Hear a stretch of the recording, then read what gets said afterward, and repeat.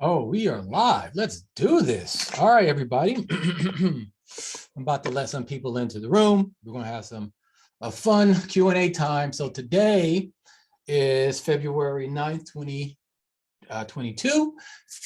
I'm excited for this one because this is the first time I'm having active people live with this on the stream with me. They're going to ask me questions. I'm going to answer them. I'm going to give them details. I'm going to give them advice. I'm going to give them, I'm going to teach them how to scold a child and how to make love to a woman and things like that. like that. But without further ado, let's let people into the room.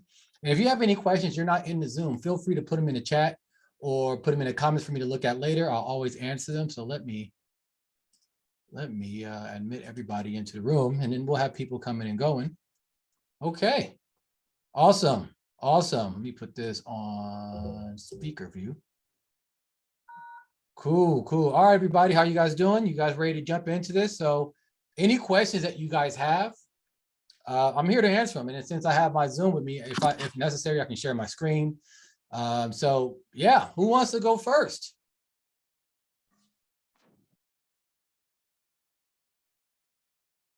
If not, I'm just going to start talking my shit. So it's all good. I got plenty to talk about. Is this live? Question, Jen? Is this live? It is. That's how I do things. You look great. Don't worry about it. Sorry, I thought this was a recording. Okay. I mean, it's going to be recorded for sure for people who can't make it. But every Wednesday, I always do a live stream. This is the first time I'm having people on with me. So instead of trying to answer questions in the chat, I can kind of answer in real time, give feedback, etc. Cool.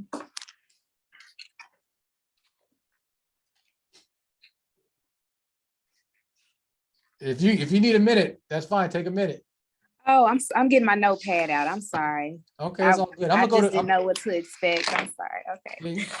Always expect the unexpected. Come on now. Okay. Okay. You ready? If not, I'm gonna go to Christopher. I was born ready. What you want to know? Who I am? No. I'm here to answer your questions.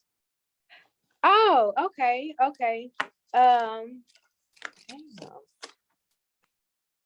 So yeah, but first, give us some background. Who are you? How do you know about land? What's your experience level? Be it I've never done anything with land versus I'm a mogul and I own half of the United States. Let us know. Not yet. My name is Jennifer. I live in Kansas City. I am new to investing, new to all of this. I've been studying for a while, so I'm ready to take action. Okay. I feel like buying land may be more of a easier being. Sorry, I'm at work to tap in to investing. Kind of like I want to just buy and hold for my land right now. So yeah, so that's what I'm trying to figure it out. Okay. All right. Well, what's your first question? Funding. I just need the money. Oh, I'm glad you asked. I actually know I was actually speaking to a funder earlier. So here are some options. All right. Number one, you know what? Before I give you options, tell me more. What do you mean by money? As in like you have a little bit and you don't want to invest in it? Like some people, a little bit is like $50,000. That's not enough for some people where they feel like, if I don't have that, I feel naked. Other people, like they have nothing. So what about you? I'm a single mom. I work 2 jobs, so my money is tied up. I'm pretty flexible, and since I've been more focused, I'm able to save more and not be so frivolous. Okay. But yeah, so when I'm looking at the land that is, around my city, so I have something like $10,000, $5,000, and I'm like, damn, do I really want to? I did find some on Land Bank that was like $2,500, but the value is zero. There's zero market value. So I'm like, do I even want to invest in it? And it's been on the Land Bank website for a long time. So that was kind of my second question. So yeah. Well, let me stop you first off, because your first question is this: if you're finding property online, it ain't no good. That means somebody's trying to sell it. They want to get as much money as possible from that property. So that's not where you're going to find the deal. I mean, I guess technically it can happen, but it's not likely. your goal is to find the people who are not selling their property because they don't realize that they own it. They forgot about it. They're elderly. They used to use it, but they no longer use it. So that's what you're trying to do. So instead of worried about like what you see, like you use the internet stuff for research purposes. Okay, where's property? What do people say about it? What does it look like? What can I do with it? You know, things like that. But when you can't act like to buy, no. We build a list. We contact those folks. We make sure that we are like, all right, this is the offer I'm gonna give you, which is either a quarter of the value that we can get on the retail market, or up to half, really. Some people they get so picky on the numbers, or they don't actually, they're so worried about, oh, I got to make a big ROI instead of just making some money. So that's the thing right there. So yeah, forget about what you saw on Land Bank, because I bet you it was trash. It was. So yeah, I mean, yeah, to forget about it. Now, and here's the thing. If they knew my method, they'd still be able to sell that crappy land, because somebody will want it, but you got to find the person who would want it. And you can't just put it out there like a flag on the moon and expect things to just work. But anyways, what's your next question? So you pretty much answered it. It was just regarding the land bank and how when I did find something that I probably could afford like next week, that the property value was zero. And I'm like, okay, it just looked like a whole bunch of nothing. So where's this land at? Kansas City, Missouri. That's where I reside. Okay, cool. This is what I would do if I was you. Now you're a grown woman, you can do what you want. But if I was you, I would actually go and see, like on Zillow or any of those websites like that. Hey, where are the good properties? Where are the bad properties? Where are, you know, in fact, I'll share my screen for a second before I move on to the next person. Let me know if you can see my screen. Okay. Share. Can you see it? It's starting. Okay, yeah. great. Kansas, get out of here. I knew what I was doing. All right, so I'm already sorting it from, let's do it from low to high. And make sure that we're only looking at lots of land here. And what I see here is I like this already, because the lowest thing I see is $6,000. If I were to, let's just say for the sake of argument, as you can see, you see the green dot, this is the property here. You guys see that? Let's just say for the sake of argument, I like this particular area, and I just want all the land lots in this area. I know for a minimum I can sell for at least 6,000. So that means I'm not going to offer anybody who owns property here more than like 2,000. You know, maybe 2,500 to kind of, you know, get a deal to go, but in general, $2,000, because I know I'm going to sell it for 6. That making sense? So like what I'm looking at here is this is just one tool where I can kind of see what are the prices of land or vacant land here, and I can kind of stay away from the hood, or if I want to be in the hood because it's cheaper to do that. But these lots here are a little bit more expensive. There's this area, South Hyde Park or Squire Park or Manheim Park. Does that sound familiar to you? Yes. See, the thing is that in the hood is where they are buying and building like so fast. Oh, got it. So the city is becoming the, you know, they say gentrification, whatever they want to call it. The city is becoming the area. So, I mean, they building apartment buildings like crazy, and houses, rehabbing. I mean, it's new construction everywhere in the city. Okay. Yeah, so this actually might be a good area to talk to. Now, the only thing is, since the people who own the property there, hopefully they don't live near the area to know exactly what's going on. But if they do, they're like, oh yeah, you must be another developer, give me all your money. So that's just one thing to consider. However, that should not stop you from sending out a text or a postcard or a letter or whatever it is to at least ask, because there's people in here, they owe property taxes, they don't want to pay them, they don't realize they can, you know, they don't know how to sell, they don't want to go through the trouble of selling, especially because real estate agents aren't very good at selling vacant land. They're not trained for that. So you can pick up something and sell it for a good price if you're diligent enough. You see what I mean? But yeah, this is what I would do if I was you. If you don't see anything you like here because of, you know, again, you're taking about what you can see here and divide it by 3 or 4, remove the boundary, move the map, see what comes up here in the outskirts of your city and see what's there.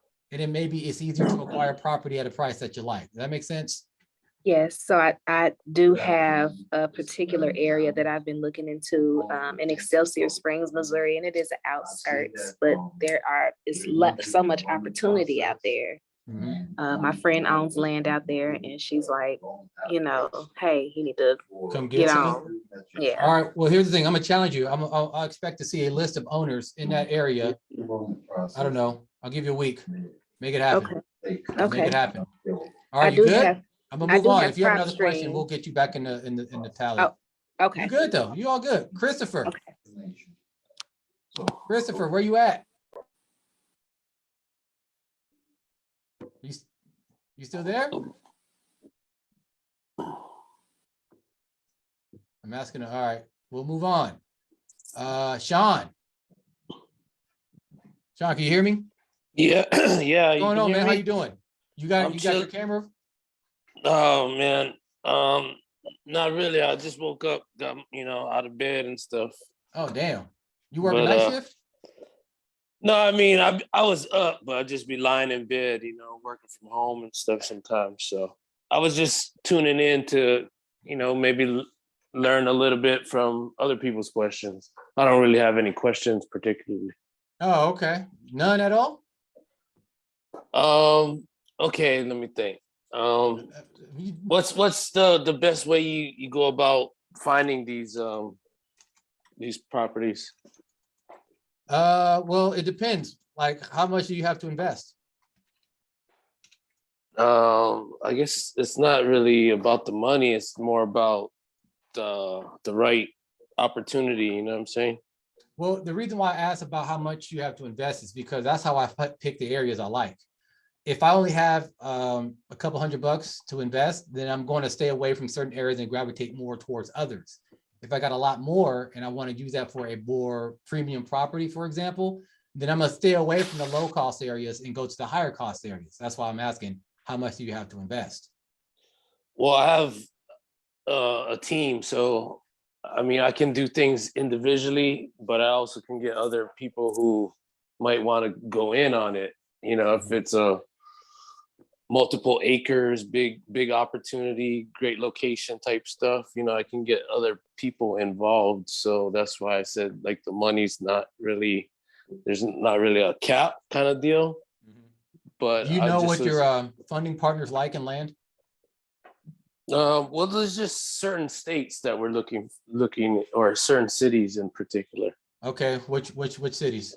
um Southern California, Okay, Vegas, Hawaii. got it. Like, let's see, you in like LA area, the Inland Empire, No, uh, I'm actually in Anaheim. I'm actually in Orange County area, Okay, so but you're closer to Anaheim. yeah, anything actually in LA or Orange County. Okay. Yeah, so here's the thing about California property. It could be tough to get because it's California property. So obviously you're gonna be paying a lot more than what I would be paying for like Kansas City, Missouri. Shout out to Jen Foster or Forrester, excuse me. But in general, if you already know the area, you kind of already have a starting point, and I would imagine you kind of have an idea of how much you guys would be looking to invest, correct? Yeah, it's just a matter of, looking for maybe commercial, industrial, or ag land, Hmm. something that we can develop and build something What have instead you of guys been doing now or currently to actually find your property? geez, just regular searching online, different, Hmm. anything that's online, no particular like websites or stuff like that. Got it. This is what I would do, honestly. The same approach I do for regular property. Find the areas that you like the most. Let's just say, for example, you really like, let's see, where in Orange County? Anaheim. Let's say Santa Ana or Irvine. Okay. I'm sure there's a ton of land in Irvine. It's like nothing but like nice houses and sport complexes and Yeah, suburban that's a sprawl. expensive area. It's a very expensive area. So what I would do there is just actually look up everybody who owns vacant land in that area, especially if they don't live in Southern California. Hit them up now because they know they have land in California. See if they're looking to sell. And I promise you, you're going to find a lot more people that way than people who are just having on the market. Now, obviously, that's a little bit of work that goes on to that communicating with these folks, but you're going to have a better chance of finding something that you like if you target an area in particular. Find the people who own the property there, and then just hit them up. Postcard, letter, So text just kind message, of, phone call, whatever it is, right? is there a way of doing it virtually, or am I Oh just yeah. supposed to be like driving around and be Oh like, no, we don't do okay. that driver dollars bullshit. That's nah, hell no. That's what I'm saying. Yeah, So like there's certain websites like I don't know if you know the tool called PropStream. yeah. Yeah, PropStream, but like if you type in, I had a subscription. I now use DataTree, so I don't have a subscription anymore. But you type in Santa Ana or Irvine, California, you can filter out only people who have vacant land and only people who live in the area. You can filter out people who own the. You only want people who own the land for a good amount of time, so they'll be more likely to sell. And then have that list of people, and then you can get a skip trace within PropStream, or find a skip trace from Fiverr.com or something like that. And then now you have their phone numbers, you have their email addresses, you have their current addresses, and you start contacting folks. So that's pretty much the best website right now out there is that PropStream. I wouldn't say it's the best, but it's pretty cheap, it's pretty easy to use, and it's very popular. So I think DataTree is a lot more comprehensive, but it's a lot more expensive as well. What's the prices for PropStream? And It's $97 a month for like 10,000 records pulled. and then what about the DataTree one? Oh, that's like fucking $400 or $500 a month or something like that. It depends on the package you get, but every package only comes with a small amount of records you can pull, and then every other record you pull after that costs like 7 cents, 8 cents, 5 cents, depending on your package. So it adds up. It adds up. Is that American DataTree? American Title DataTree? Yeah. Oh, okay, yeah. I remember using them before. Yeah, that stuff does add up quickly. Yeah, it adds up, but it's you get higher quality stuff, you get more information. Yeah, you can get all the exact documents and stuff in the chain of title. Exactly. But other than that, if y'all serious about getting this land, someone's going to have to get on it, get hungry, start licking their fingers and shit. That's the only way you're going to be able to do it. Again, yeah, you can look on the market what people have for sale, and you might be able to find something there. But if you're aggressive, this method will get you something much faster, in my opinion. All right. Yeah.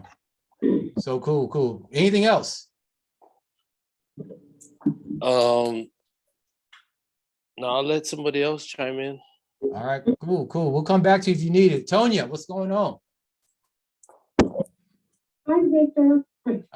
How are you? Sound like you're underwater. I'm sitting here doing my mailing so I can get them in the mail tomorrow. Oh, you're doing it manually? I'm doing it all by myself right now. Remember when you and I spoke before, I was just getting started. So I got everything set up. And referring to the guy that just finished talking, he might also, he can go on Fiverr as well, but within my system, I just pull my data and it comes into the system that I'm using every month.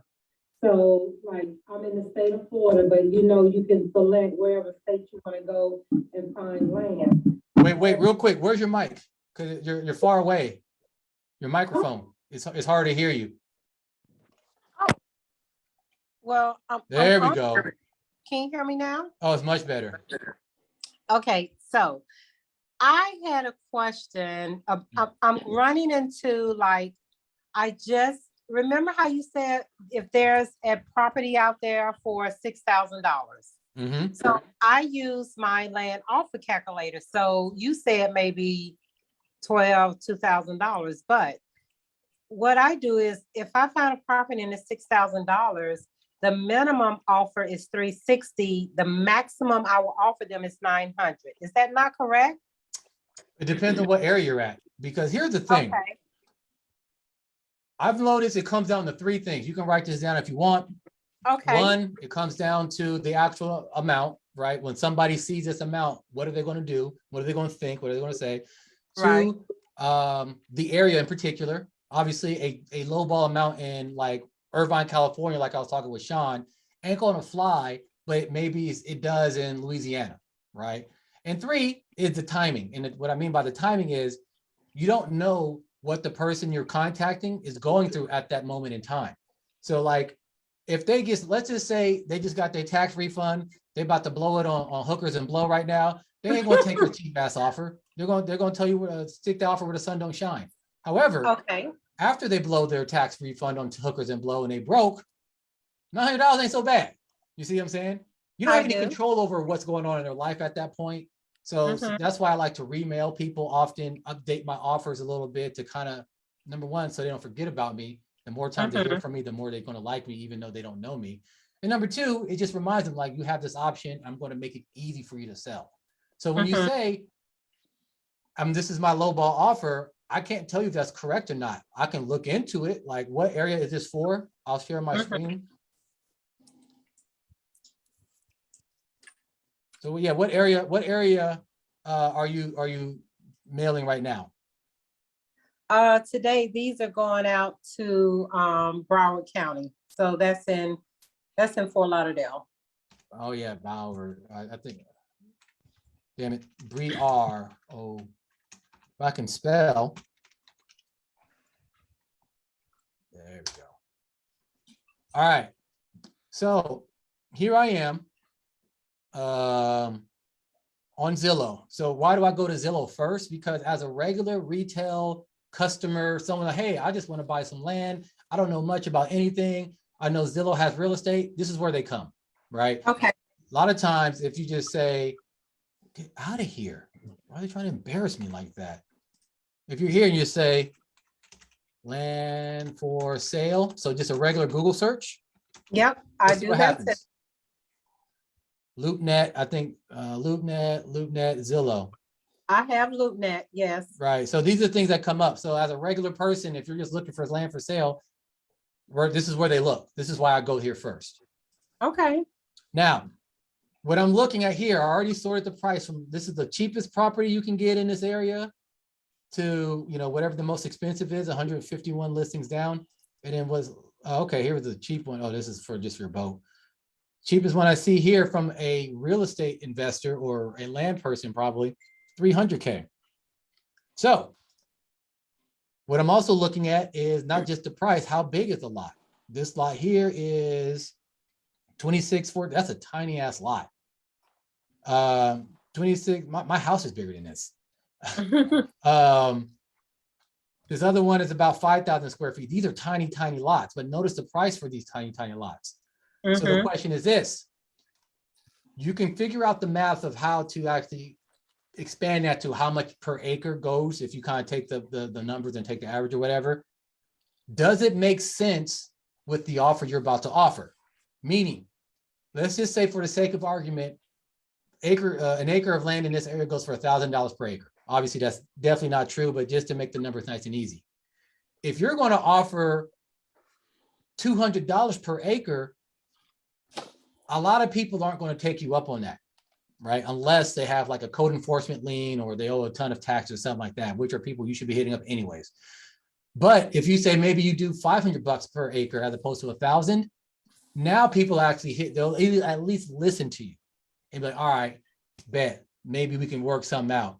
So sure, the margins aren't going to be as fat, but you're going to get a deal. I would rather take a small piece of watermelon than a whole lot of nothing. That makes sense? So that's why I'm asking, like, well, it depends on the area. So a low ball offer like that in this area, I don't know how it's going to do. I don't suspect it's going to do well if just from what the retail market is telling me. Because if, let's say I wanted this particular property, right? And let's just say this is like a good price and I'm looking at the views. How many people looked at this property? Look at that. 700 views in 30 days. This is a hot area. Yeah. They probably know that. That's probably what attracted you to the area. So if I'm an owner and I know I'm in a hot area, I'm not looking at your low ball offer. Even at half of the retail price is still a little iffy for some people. That makes sense? Don't mean that you should just give them retail. That's stupid. You're losing money at that point. But just understand this is what you're getting into. You're gonna get a lot more no's, which isn't that big a deal, but you're going to be spending a lot more time finding that needle in the haystack. If you raise your offer a bit, you might get a lot more people to play ball with you. You can still talk them down once you're there. Like, hey, this is the range I'm looking at. Does that range work for you? You're like, yeah, no, maybe so. And you're like, okay, great. You do some deeper research on a particular lot you're looking at. Like, okay, after looking at you know, the lot itself and all the trees you have on it and the crackhead that live on it, this is what I can offer you. And then you guys can Okay. talk. But if you're like Okay. $200, take it or leave it, they're gonna punch you in the face. Can't do that. Yeah, so like when you're out there, you know, and you're researching, looking at properties you want to purchase. Now, I have one lady, she's a good prospect. She's coming down here. I'm gonna meet with her on the 21st of this month. She Mhm. has 6 lots. Now, would it be best to purchase all lots and then I can sell them individually to get more money? Or would I just purchase 1 or 2 lots from her? No, It so might get them be all. better for her Get to them all. purchase. And the reason why is because when you get them all, you can get a discount.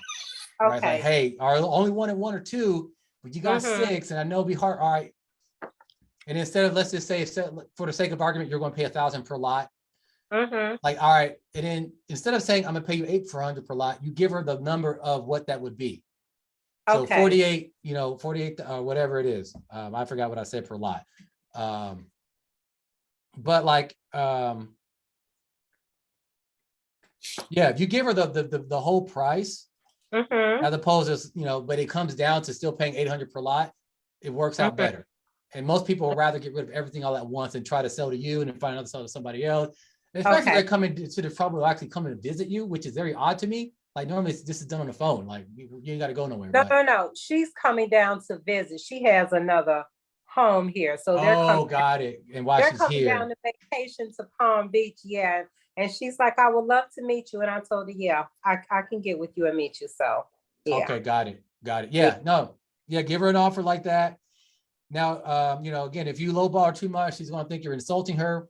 If you go too high, then it's gonna be hard to make money. So Mhm. don't be afraid to go in the low end of things, but let's just Okay. not be ridiculous. We ain't dealing Right. with this ain't the pawn shop. Right. Because remember now, I'm trying to keep in mind that, and even through our trainings as well with my team, I don't want to go too high, but then I don't want to go too low, like you're saying, to miss out on a deal. But at the same time, when I go out to market that property, I need to market it where I'm gonna get, my money back once I sell it. Yep. Well, the thing is this, my cutoff is usually around 50%.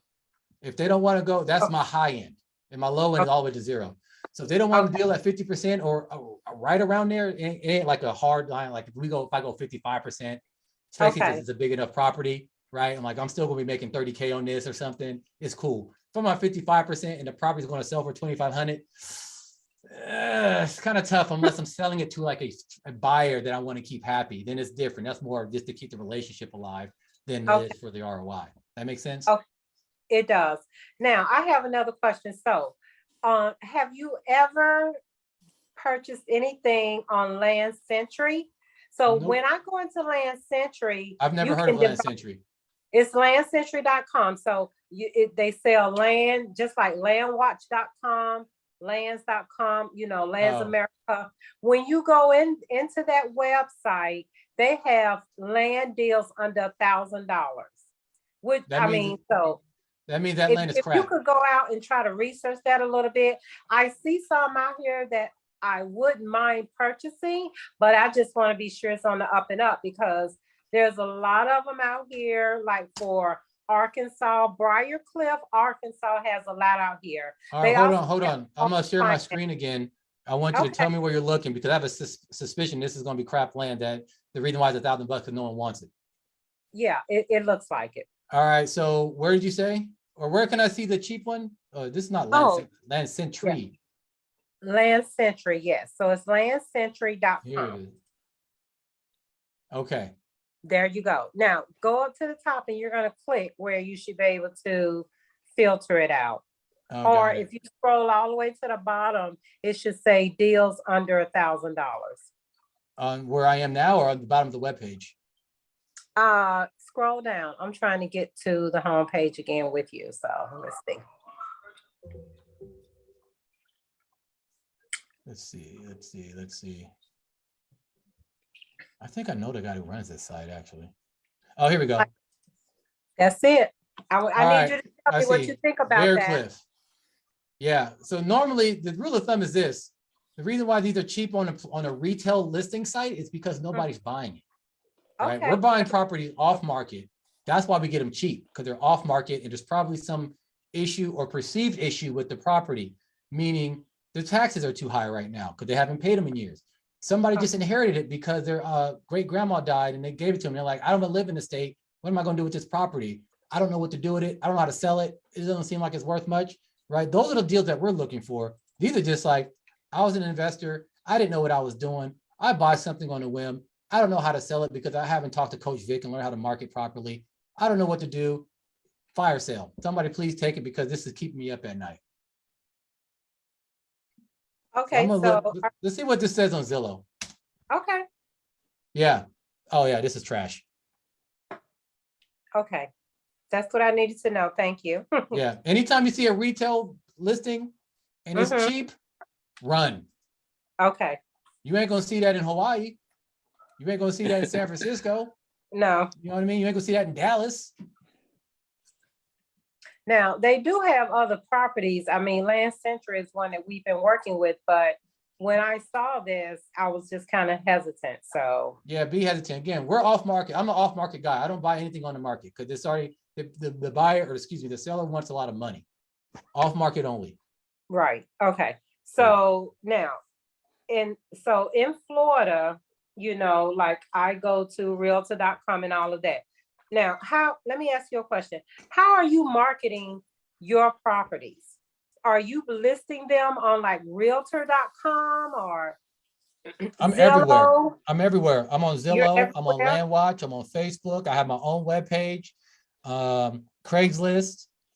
I do old school marketing with neighbor letters, a sign on the property. I call Okay. the owner, like neighbors. I do everything to sell it quickly. Okay. Pay-per-click campaigns, like I'm everywhere.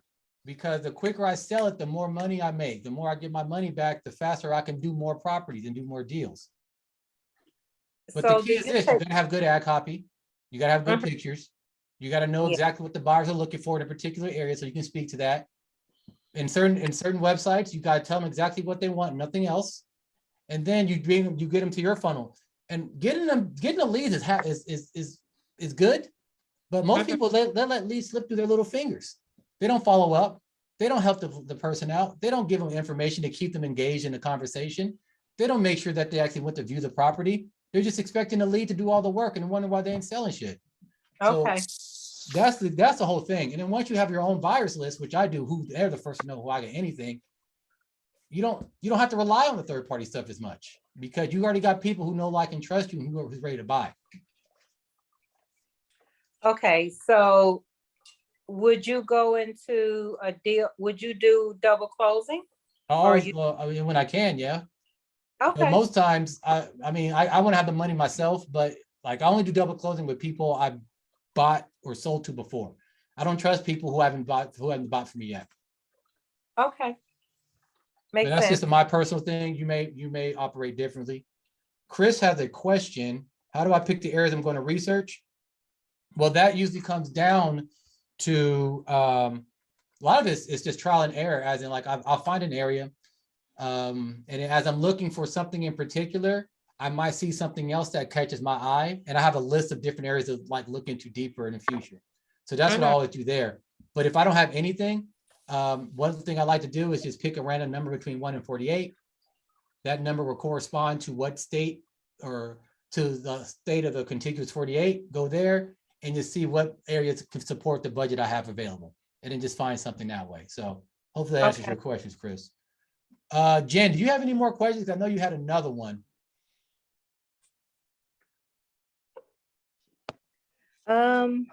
Not that I can think of. I mean, that's my biggest question was just about funding and, you know, the best way to find. I do have PropStream, so but this is my first time looking for land on PropStream because I am into wholesaling as well. So I'm trying to do my first deal with Be careful with wholesaling. that wholesaling. Yeah, Wholesaling is kind of whack in my opinion in certain areas, because again, legislation, and a lot of people out there giving it a bad name, and which sucks, Yeah. but then you get lumped into that. So correct. Yeah. Because everybody I think they got can it. wholesale because like, oh, I don't got to put my own time, my own money. I can just get money out of nothing. Get the hell out of here. It don't work that way. But It just sometimes, I mean, but yeah, I mean, it is a challenge, but I'm down for it because That's good. I'm ready to win. That's good. Absolutely. I definitely want to see that list. All right. Anybody else got any questions before we wrap this up? Because only was 30 minutes. I like to keep these short, get you guys in and out. I see you in Yalamon. We good? We good? Tonya, Sean, we all good? Yes, Yeah. Victor, if I have any more questions, I'll just reach out to you later. Yeah, just reach out to me. Just reach out to me. Yeah. All right, everybody. Well, this is the first. I hope you guys enjoyed it. I think I'll do it again. I actually like this. This is fun. This is Yeah, fun. I You- do. If you guys liked it, we'll do it again next week. Same bat Okay. time, same bat channel. Otherwise, I'm just gonna get back on my pulpit, start preaching about the stuff I'm doing, and then you guys can just watch replays. All right. Okay. That's it. I'll talk to you guys later. Peace Thank you. out.